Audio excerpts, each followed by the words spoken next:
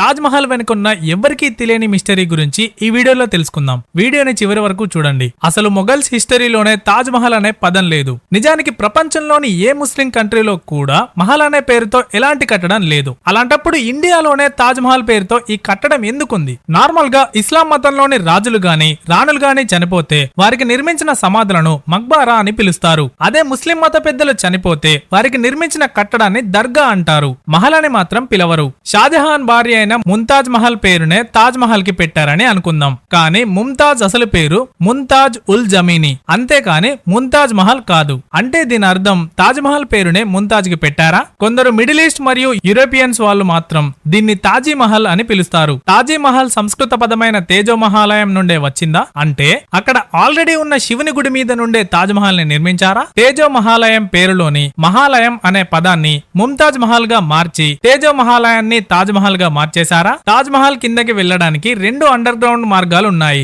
అందులో ఒకటి తాజ్ మహల్ పై నుండి ఉంటే మరొకటి తాజ్ మహల్ పక్క వైపు నుండి ఉంటుంది. పై నుండి కింద వైపుకు వెళ్లే ద్వారాన్ని ఐరన్ గేట్ ని అడ్డుపెట్టి క్లోజ్ చేశారు. పక్క నుండే ఎంట్రన్స్ ని మాత్రం సిమెంట్ గోడ కట్టి మూసేశారు. తాజ్ మహల్ కిందకి వెళ్లకుండా అడ్డుకుంటున్నారంటే దాని కింద అసలు ఏముంది? ఎందుకని ఎవరికీ చూపించకుండా దాచిపెడుతున్నారు? ఒకవేళ తాజ్ మహల్ కింద ఏదైనా హిందూ కట్టడం ఉందా? ఉంటే అదేంటి? దాన్ని ఎవరు నిర్మించారు? ఇవన్నీ పార్ట్ 2 లో తెలుసుకుందాం.